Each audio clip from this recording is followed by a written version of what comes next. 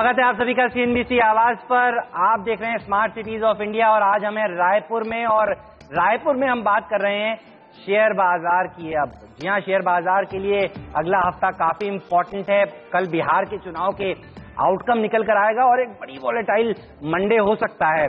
तो आपको किस तरह से अपने आप को पोजीशन करना चाहिए, क्या क्या चीजों का ध्यान रखना चाहिए, और आपके तमाम सवालों के जवाब देंगे हम अगले आधे घंटे में। और इन सवालों के जवाब देने के लिए हमारे साथ योजित बीएनपी पारिबा के गौरांग शाह मौजूद हैं, आपका स्वागत है। और हमारे साथ मौजूद हैं आरके ग्लोबल के राकेश बंसल। दोनों जाने माने चेहरे हैं सीएनबीसी आवाज के और आपकी मदद करते आए हैं। ये दोनों ही एक्सपर्ट्स वेल्थ क्रिएशन में। चलिए, लेकिन सबसे पहले सवाल मैं लेना चाहता हूं आप दोनों से। अगला हफ्ता केवल 3 ट्रेडिंग सेशंस हैं और 60 मिनट का एक मुहूर्त ट्रेडिंग का सेशन होगा। तो छोटा हफ्ता है, ट्रंकेटेड वीक है, लेकिन इंपॉर्टेंट वीक है क्योंकि बिहार का आउटकम आएगा और जिसका असर शेयर बाजार पर देखने को मिलेगा। गौरांग जी बताइए, वर्स्ट केस सिनारियो क्या है, बेस्ट केस सिनारियो क्या है? महागठबंधन जीतता है तो कितना नुकसान हो सकता है शेयर बाजार को, और बीजेपी जीतती है तो कितनी तेजी देखने को मिल सकती है? फिलहाल में मेरे ख्याल से 100-200 पॉइंट की आपको उठापटक देखने मिल सकती है, लेकिन महत्वपूर्ण ये होगा कि क्या अंतराल है सीटों में, वो बहुत जरूरी होगा। और एक बात भी है कि हमने काफी करेक्शन ऑलरेडी देख चुके हैं, तो शायद इतना बड़ा भी करेक्शन नहीं देखने मिले, लेकिन एक नीजक रिएक्शन जिसे हम कहते हैं, अगर बड़े पैमाने में सीट में अंतराल आया तो शायद ये हो सकता है और वो खरीदारी का मौका होगा मेरे। राकेश पीएम, ऐसा बहुत नर्वस था मार्केट पिछले पूरे हफ्ते। हमने देखा पहले एग्जिट पोल के इंतजार में और उसके बाद एग्जिट पोल का आउटकम भी कुछ थ्रो नहीं कर पाया। अब रविवार का दिन ही मेन फाइनल है जब वर्डिक्ट सामने आएगा। क्या अनुमान है, सोमवार को कितनी उठापटक हो सकती है शेयर बाजार में? हिम्मत, मेरा ऐसा मानना है कि मार्केट में अगर वर्स्ट कम आउटकम देते हैं, महागठबंधन की सरकार आती है, तो मार्केट में गैप डाउन ओपनिंग देखने को मिल सकती है। बट उस गैप डाउन ओपनिंग के बाद मेरा ऐसा मानना है कि मार्केट में एक बाइंग आएगी। उसका एक कारण है, देखिए, हम पिछले महीने हमने एक बहुत बड़ी गिरावट मार्केट में देखी थी ग्लोबल मेल्टडाउन में, और आप देखें तो यूएस मार्केट्स अपने हाई से थोड़ा सा नीचे हैं। हमारे यहाँ एक रैली नहीं आई है और सिर्फ बिहार आउटकम के चलते मार्केट एक रुका हुआ था। और इस आउटकम के बाद अगर ये आउटकम एनडीए सरकार के फेवर में नहीं आता है तो निचले लेवल से मुझे लगता है एक बाइंग देखने को मिलेगी। और अगर ये आउटकम बीजेपी गवर्नमेंट के फेवर में आता है तो एक गैप अप ओपनिंग देखने को मिलेगी और तब एक अच्छी शॉर्ट कवरिंग रैली भी देखने को मिलेगी। मुझे ऐसा लगता है कि अगर दोनों सूरतों में बाइंग करनी चाहिए, अगर गैप डाउन ओपनिंग भी होती है तो भी बाइंग करनी चाहिए। और हेमंत, दूसरी चीज अगर आप देखें, मार्केट में नीचे 7800, 7750 एक अच्छा सपोर्ट है। अगर आप 3-4 महीने का भी नजरिया बनाते हैं, 2 महीने बाद एक प्री बजट रैली की शुरुआत होगी। आप आने वाले समय में 9000 के ऊपर का मार्केट है और नीचे जाने के लिए 200-300 पॉइंट है, तो रिस्क रिवॉर्ड रेशियो बाइंग के फेवर में है। मेरा ऐसा मानना है अगर आउटकम वर्स्ट आता है तो बाय ऑन नीचे गैप डाउन ओपनिंग पे बाइंग करनी चाहिए, और एल्स अगर फेवर में आता है तो काफी बड़ी तेजी इस ट्रंकेटेड वीक में भी देखने को मिल सकती है। चलिए, तो घबराइए मत। अगर महागठबंधन भी जीतता है तो इन्वेस्टर्स के लिए मुझे लगता है एक बेहतरीन मौका होगा निवेश करने का निचले स्तरों पर। और मुहूर्त ट्रेडिंग के दिन कौन सा स्टॉक आपको खरीदना चाहिए? 60 मिनट का छोटा सेशन है, दोनों से पूछूंगा। पहले आप बताइए, मुहूर्त ट्रेडिंग के दिन क्या खरीदना चाहेंगे आप अगले हफ्ते? देखिए, अगर देखिए हेमंत, 2 चीजें हैं। मैं कुछ तो आपने शेयर सिलेक्ट किए होंगे। डेफिनेटली हेमंत, मैं एक चीज बता रहा हूं आपको कि मुहूर्त के लिए अगर आप कुछ चीज लेना चाहते हैं, जब से फ्यूचर्स की ट्रेडिंग शुरू हुई है, जब एक आईटी का .com का बबल भी आया था, मैंने हमेशा देखा है कि कुछ भी हो जाए, निफ्टी में हमेशा गैप अप ओपनिंग होती है मुहूर्त ट्रेडिंग के अंदर। अगर किसी में गट्स हैं और ट्रेडिंग का नजरिया है तो एक दिन पहले तो निफ्टी फ्यूचर्स को खरीदना चाहिए। एल्स मुहूर्त ट्रेडिंग वाले दिन मेरा ऐसा मानना है अगर लंबी अवधि का नजरिया है तो एचडीएफसी बैंक, देखिए 2015 has been a year of rate cuts. इतने रेट कट्स हमने देखे हैं। हाउसिंग फाइनेंस कंपनी दिग्गज एचडीएफसी बैंक, एफएमसीजी के अंदर कोलगेट, मेरा ऐसा मानना है ऐसे काउंटर्स को खरीदना चाहिए लंबी अवधि का नजरिया बना के। और अगर प्योर ट्रेडिंग का नजरिया है तो निफ्टी फ्यूचर से अच्छा कुछ नहीं है। जब से फ्यूचर्स की लिस्टिंग हुई है, देखिए, ये तो हाथ कंगन को आरसी किया, पढ़े लिखे को फारसी किया। आप डाटा उठा के देखिए, हमेशा गैप अप ओपनिंग देखने को मिलती है। चलिए, अब जानते हैं आपसे गौरांग, ये बताइए क्या खरीदना चाहेंगे मुहूर्त ट्रेडिंग के दिन? क्योंकि काफी सारे लोग हैं यहाँ पर जो जानना चाहते होंगे कि पहली बार निवेश करना है और कहते हैं मुहूर्त ट्रेडिंग से बेटर दिन कौन सा हो सकता है, क्या खरीदना चाहिए उन्हें? हेमंत जी, मेरा ये मानना है कि नतीजे जो आए और जो निराशाजनक नतीजे आए दिग्गज कंपनियों में, उसमें एलएनटी एक बेहतर विकल्प है। ये बिहार चुनाव के बाद अगर महागठबंधन की सरकार आती है तो मोदी सरकार ये कोशिश होगी कि अब आगे जाकर के जो रिफॉर्म्स की बात कर रहे हैं, जो एजेंडा है उनके पास, वो आगे बढ़ाए। और उसके आधार पर मुझे लग रहा है कि जो नतीजों में आपने निराशा देखी एलएनटी में और जो करेक्शन देखा है, उसके आधार पर अब नीचे तरफ के दायरे काफी सीमित लगते हैं। तो इस दिवाली से अगर आप अगली दिवाली तक मुझे पूछना चाहे कि कहां पर निवेश करें, तो L&T एक बेहतर विकल्प है। और दूसरा ऑटोमोबाइल सेक्टर से जुड़ा हुआ स्टॉक जिसने एक शानदार परफॉर्मेंस करेक्शन के बाद दिखाया, वो है टाटा मोटर्स के शेयर या DVR। तो ये दोनों विकल्प मुझे लग रहे हैं कि बहुत ही बेहतर है। और आने वाले समय में अगर एक माहौल ऐसा बनता है और महफूज बनता है कि सरकार कोशिश करती है, ब्याज दरें नीचे आती, तो इस सबका फायदा मेरे ख्याल से इनडायरेक्ट बेनिफिट जिसे हम कहते हैं, वो ऑटोमोबाइल सेक्टर में टाटा मोटर शेयर और ऑफकोर्स बाकी सब कंपनी को मिल सकता है। तो L&T और टाटा मोटर्स साल भर के नजरिए से मुझे लगता है कंजर्वेटिव साइड पर 15-20% का इजाफा आपको बिल्कुल मिलना। चलिए, तो ये 4 स्टॉक्स बताए, Tata Motors, DVR, Tata Motors, इन दोनों में से कोई एक आप खरीद सकते हैं, L&T खरीद सकते हैं। ये है गौरांग की पसंद और राकेश की पसंद है HDFC बैंक। चारों ही शेयर ब्लू चिप्स हैं। यहां पर अगर आप निवेश करेंगे अगली दिवाली तक आपको अच्छा फायदा होगा। चलिए अब जोड़ते हैं इन्वेस्टर्स को जो आज रायपुर में हमारे साथ मौजूद हैं। दीपाली हमारे साथ मौजूद हैं जो इन्वेस्टर्स के बीच में है। दीपाली बताइए, क्या जानना चाहते हैं इन्वेस्टर्स आज? सबसे पहला सवाल हम लोग लेंगे रितेश जिंदल जी से। जिंदल जी, आप अपना सवाल पूछिए और कौन से मेहमान से आप पूछना चाहते हैं? नमस्कार, मैं रितेश जिंदल। मेरा सवाल बंसल जी से है। जैसा कि हम स्मार्ट सिटी पे आज ये पैनल रख रहे हैं, तो मेरा क्वेश्चन एक स्मार्ट इन्वेस्टर के लिए है। पिछले 1.5 सालों में हमने बहुत वोलेटिलिटी देखी है मार्केट में। जिस दिन मोदी जी आए उस दिन अचानक मार्केट बढ़ा, जैसा कि अभी आप लोगों ने डिस्कस किया।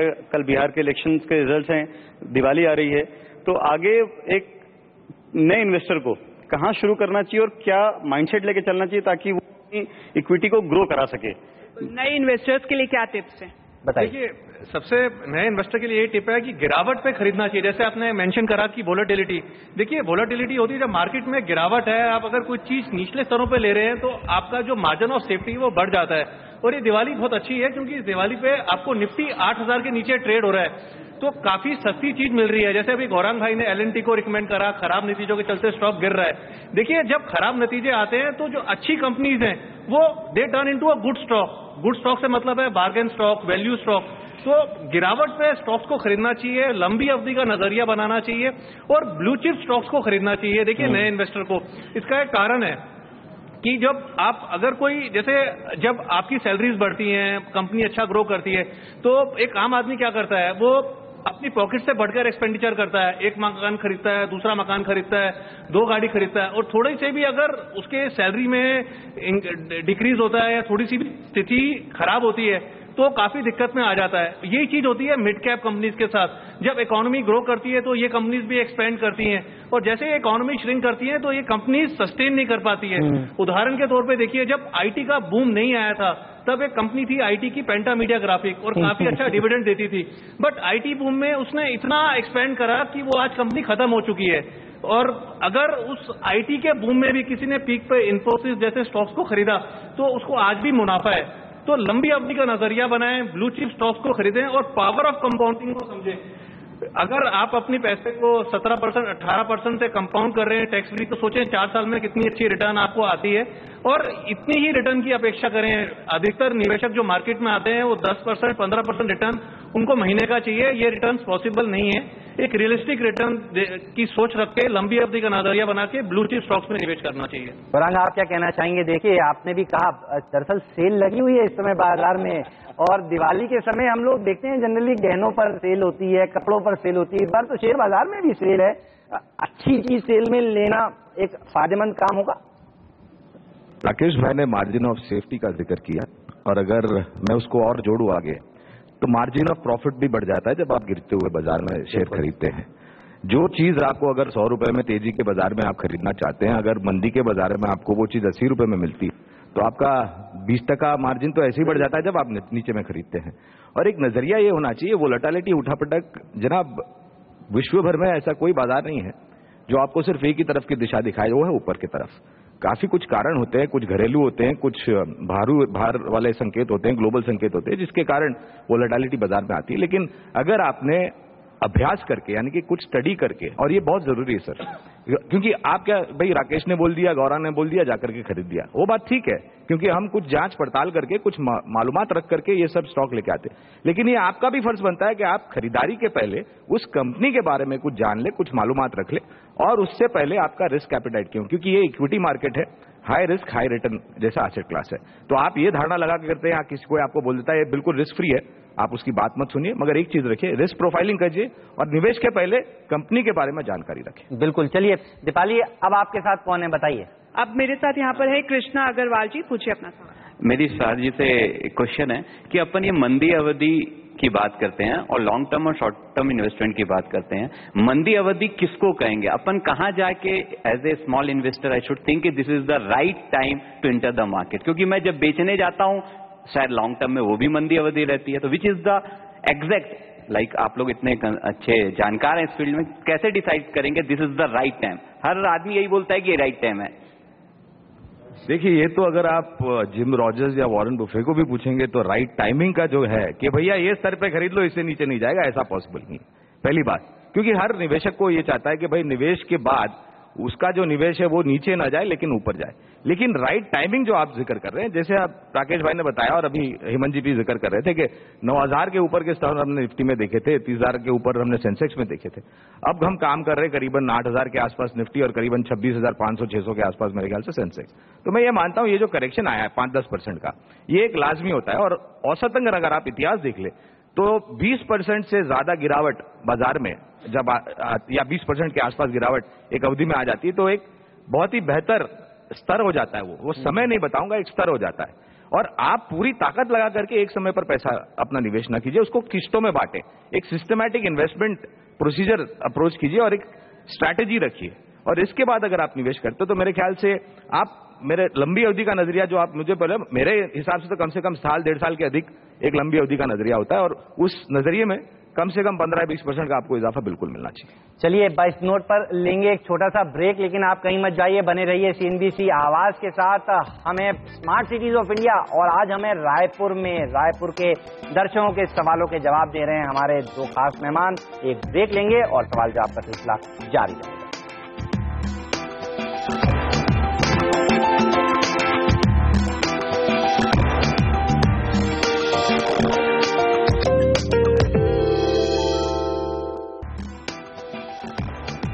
CNBC आवाज smart cities of India Raipur में आप सबका एक बार फिर से स्वागत है। और हमारे साथ आज हमारे दो खास मेहमान गौरांग चा और राकेश बंसल बने हुए हैं और रायपुर की जनता के सवालों के जवाब दे रहे हैं। जी हाँ, ये वो इन्वेस्टर्स और ट्रेडर्स हैं जो आज यहाँ पर मौजूद हैं और अपने सवालों के जवाब जानना चाहते हैं। और दीपाली मेरे साथ मौजूद है, मेरी सहयोगी। दीपाली, बताइए कौन से इन्वेस्टर हैं आपके साथ इस समय? बिल्कुल, अब हमारे साथ हैं नितिन जैन जी। नितिन जी, अपना सवाल पूछिए। जी, मेरा सवाल राकेश जी से है। सर, स्टील सेक्टर में पिछले काफी दिनों से जो है काफी डाउनवर्ड ट्रेंड देखने को आ रहा है, तो इसमें क्या बेस्ट टाइमिंग रहेगा सर इन्वेस्टमेंट करने के लिए? कब तक में इसमें कुछ सुधार का जो है वो चांसेस लग रहा है? तो आपका सवाल है कि स्टील सेक्टर में इतनी मंदी देखने को मिल रही है, कब इसमें इन्वेस्ट करना चाहिए? किस समय पर इन्वेस्ट करना चाहिए? राकेश जी, हम देख रहे हैं ग्लोबली देखिए चिंता बनी हुई है मेटल सेक्टर के लिए। चाइना की अपनी दिक्कतें सामने है, टाटा स्टील लोगों ने खरीदा और सब लोग अब एवरेजिंग करते करते थक से गए हैं। कब निवेश करना चाहिए स्टील सेक्टर में और करना भी चाहिए क्या इस समय? देखिए हेमंत जी, काफी अच्छी चीज पूछी। देखिए स्टील सेक्टर जैसे भी हेमंत ने मेंशन करा, देखिए साइक्लिकल सेक्टर है, ग्लोबल मेल्टडाउन चल रहा है। अगर आप स्टील में टाटा स्टील की बात हुई, आप देखें तो इसका एक फॉलो ऑन पब्लिक इशू आया था कुछ साल पहले, 600 रुपए से 650 रुपए का प्राइस था मेरे हिसाब से, और वहां से भी इतनी बड़ी गिरावट देखने को मिली है। देखिए साइक्लिकल स्टॉक्स हैं, जब मेटल्स की साइकिल वापस यू टर्न करेगी तभी इनके अंदर एक तेजी बनेगी। अगर किसी ने देखिए तेजी करके कोई पोजीशन लेके फंसा हुआ है तो अभी कुछ करा नहीं जा सकता है। बट जैसे आपका प्रश्न है कि मैं स्टील में ही निवेश करना चाहता हूं, देखिए हर एक के पास, कोई कितना भी बड़ा पैसे वाला हो, हर एक के पास पूंजी लिमिटेड होती है जब वो शेयर बाजार में आता है। इस समय जहां पर क्लैरिटी के साथ आप निवेश कर सकते हैं, जैसे रेट सेंसिटिव्स हैं, हाउसिंग फाइनेंस कंपनीज हैं, प्राइवेट सेक्टर बैंक्स हैं, आईटी कंपनीज हैं, इंफ्रास्ट्रक्चर में L&T है। तो मेरा तो मानना है जहां पर अभी एक अनसर्टेनिटी है मेटल्स को लेके, तो वहां पर अभी क्यों निवेश करना है? जैसे अभी हेमंत ने पूछा, मैं आंसर दूंगा कि मेटल्स को एज ऑफ नाउ बिल्कुल अवॉइड करना चाहिए। मुझे ऐसा लगता है आने वाला समय रेट सेंसिटिव्स का रहेगा और काफी बड़ी आउट परफॉर्मेंस रेट सेंसिटिव्स में प्राइवेट सेक्टर बैंकिंग और हाउसिंग फाइनेंस कंपनी से देखने को मिलेगी। आईटी कंपनीज में आप निवेश करो, इंफ्रास्ट्रक्चर में निवेश करो। मेटल्स से मैं दूर रहने की सलाह दूंगा। ज्यादातर फंड मैनेजर्स यही कहते हैं गौरांग जी, मेटल्स को तो छुओ मत, इस समय दूर रहो। ये बताइए, आप भी उस राय से इत्तेफाक रखते हैं या आपको लगता है कहीं वैल्यू दिख रही है किसी स्पेस में, किसी कंपनी में? हेमंत जी, अगर आपको प्यार मोहब्बत है धातु क्षेत्र से, आप बिल्कुल खरीद सकते हैं, लेकिन मैं ये मानता हूं कि काफी बड़ा करेक्शन, जैसे अभी राकेश भाई जिक्र कर रहे थे, हमने देख चुके हैं। नतीजे हमने देखे टाटा स्टील के, अदर इनकम 800% बढ़ गया। तो ऐसे माहौल में मैं ये मानता हूं कि अब यहां से नीचे के तरफ के दायरे काफी सीमित है, पूरे धातु क्षेत्र की मैं बात कर रहा हूं। लेकिन यहां से उभरने के लिए कम से कम 2-2.5 साल लगेगा। वो इसलिए लगेगा क्योंकि जो खपत होती है घरेलू मार्केट में और जो हम एक्सपोर्ट करते हैं चाइना में, जहां से पर आज के तारीख में डंपिंग हो रही है हमारे यहां पर और बाकी अक्रॉस द ग्लोब, तो 2-2.5 साल का अगर आपका नजरिया है, तब जाकर के आप उस चीज को उसमें निवेश कीजिए धातु क्षेत्र में। लेकिन आप दूसरी तरफ ये सोच लगाए, जैसे राकेश भाई बता रहे थे आईटी सेक्टर है, अब 2 साल में आईटी सेक्टर का आउट परफॉर्मेंस हो जाएगा, लेकिन धातु क्षेत्र में आपको इंतजार करना पड़ेगा 2 साल तक। तो आपकी जो कैपिटल इन्वेस्टेड है वो रिटर्न 2 साल तक कुछ नहीं कमा पाएगी। तो ये जरूरी नहीं है कि अगर कोई चीज सस्ती है तो वो अच्छी है, शायद वो और सस्ती हो सकती है और खराब भी हो सकती है। बिल्कुल, चलिए तो थोड़ा सा अवॉइड करिए, देखिए ये सही समय नहीं है इस सेक्टर में नया पैसा लगाने का। दीपाली बताइए, और कौन है आपके साथ? मेरा सवाल राकेश जी से है कि बढ़ते हुए एनपीएस को देखते हुए बैंकिंग इंडस्ट्री कैसा परफॉर्म करेगी और आपके टॉप पिक्स कौन से होंगे private and public sector banks में? बताइए। ये पूछ रहे हैं कि बढ़ते एनपीएस को देखते हुए बैंकिंग सेक्टर अब आगे कैसा परफॉर्म करेगी और इस समय अगर निवेश करना हो तो बैंक्स में कहां पर पैसा लगाया जाए, प्राइवेट सेक्टर बैंक में, पब्लिक सेक्टर बैंक में, या हाउसिंग फाइनेंस कंपनीज भी एक विकल्प हो सकता है। आपको कौन सा स्पेस सबसे ज्यादा अच्छा लगता है? देखिए, आपने जैसे कहा कि बढ़ते एनपीएस, देखिए जैसे कल बैंक ऑफ बड़ौदा के नतीजे आए, जब भी मैनेजमेंट चेंज होता है, लास्ट टाइम जब स्टेट बैंक ऑफ इंडिया का मैनेजमेंट चेंज हुआ था तो वहां पे भी सेम तरह की प्रोविजनिंग की गई थी। और आप ज्यादा समस्या जो है एनपीएस की वो पीएसयू बैंकिंग के अंदर है, प्राइवेट बैंकिंग के अंदर नहीं है। हालांकि एक्सिस बैंक ने भी थोड़ा निराश करा है, बट अगर मुझको पैसा लगाना हो तो मैं प्राइवेट सेक्टर बैंकिंग के साथ जाना चाहूंगा। मैं पीएसयू बैंक्स को अवॉइड करूंगा। पीएसयू बैंकिंग के अंदर एकमात्र शेयर जो बढ़िया लगता है वो स्टेट बैंक ऑफ इंडिया है। उसके बाद ऐसा लगता है कि शायद बैंक ऑफ बड़ौदा भी एक बेस बना रहा है, बट उस शायद में जब आप पैसा लगाते हो तो मेरा ऐसा मानना है कि अनसर्टिनिटी रहती है। क्लैरिटी के साथ निवेश करना है तो मैं प्राइवेट सेक्टर बैंकिंग के साथ जाना चाहूंगा और वहां पे top picks HDFC bank, IndusInd bank, Kotak Mahindra bank रहेंगे। और गौरांग, आपको क्या लग रहा है? पूरा अर्निंग सीजन हमने देख ही लिया है, प्राइवेट के बैंक्स के नंबर भी देखे, छोटे बैंक ने तो बहुत निराश किया। कहां पर पैसा लगाया जाए बैंकिंग सेक्टर पर अगर बेट करना हो तो? पहले तो जो एनपीए का जिक्र किया जनाब ने, तो धातु क्षेत्र की तरफ से काफी बड़ा एनपीए बैंकों की बैलेंस शीट पर है। दूसरी है डिस्कॉम या फिर स्टेट इलेक्ट्रिसिटी बोर्ड, जिसके आधार अब सुधरते हुए नजर आते हैं। ये जो उदय योजना ऊर्जा मंत्री जी ने जो बनाई है उसके आधार पर, लेकिन उसको समय लगेगा। लेकिन मैं बिल्कुल सहमत हूं राकेश भाई से कि जो निजी बैंक्स हैं यानी कि प्राइवेट सेक्टर बैंक्स, वो आप शुरुआत कर लीजिए। ICICI, axis, HDFC, Kotak, yes, IndusInd, ये सब मेरे ख्याल से बेहतर बैंक है। ऐसा नहीं है कि सरकारी बैंक सभी खराब है, कुछ चुनिंदा अच्छी भी है। लेकिन सबसे बड़ा ट्रिगर होगा जो ब्याज दरें नीचे आना शुरू हुई है। अब इस साल में आपको कैलेंडर साल में शायद और कटौती नहीं आएगी, लेकिन आने वाले साल में यानी कि 2016 बजट या उसके पश्चात मेरे ख्याल से बहुत तीव्र गति से ब्याज दरों में कटौती आना शुरू हो जाएगी। तो और अगर आप ये सोच करके अर्थव्यवस्था में सुधार हो तो अर्थव्यवस्था का पूरा जो दारोमदार है वो वित्तीय सेक्टर से, बैंकिंग सेक्टर से, तो वो एक आउट परफॉर्मेंस आपको डेफिनेटली मिलेगा। कौन सा स्टॉक खरीदना चाहिए? पूरी सूची सामने रखी है, ICICI bank, axis bank, HDFC bank, yes bank, IndusInd bank, Kotak bank.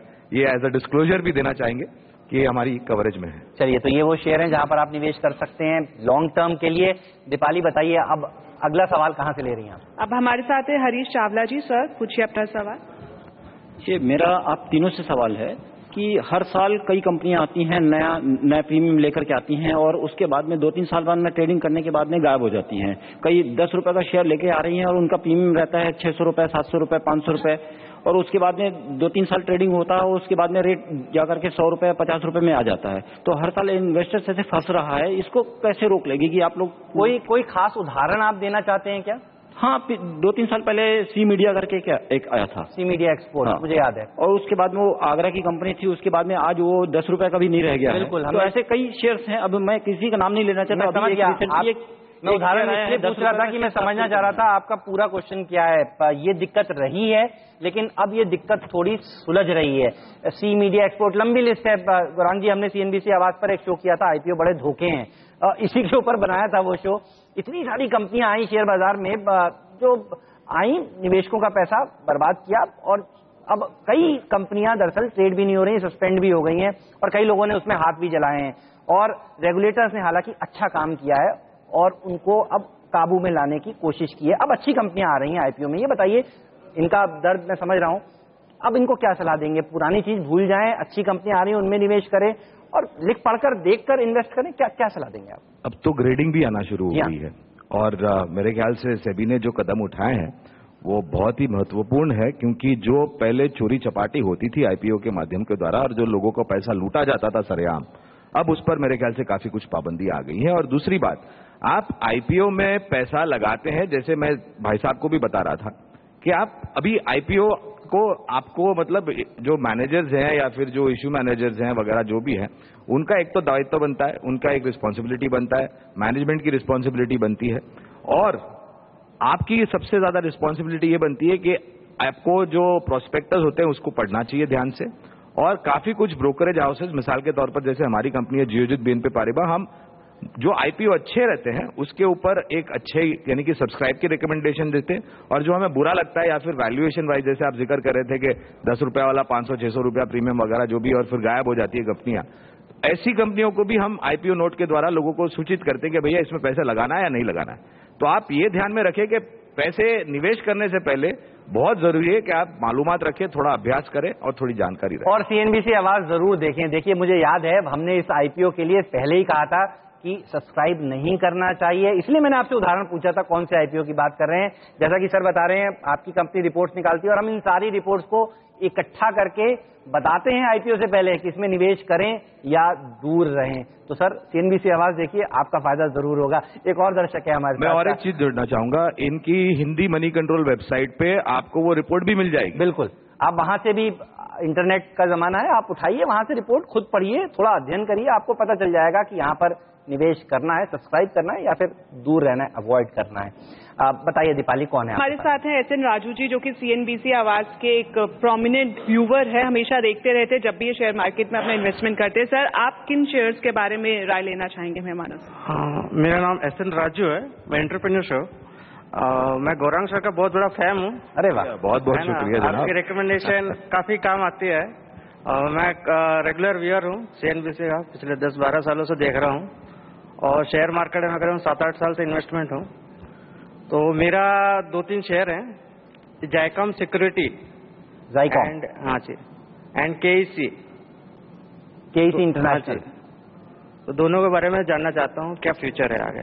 Track करते हैं आप दोनों को? शुक्रिया पहले तो हौसला अफजाई के लिए, क्योंकि काफी जरूरत पड़ती है ऐसी, वरना हमें तो काफी तादाद पे जूते पड़ते हैं। अरे ऐसा नहीं है। बहुत बहुत शुक्रिया।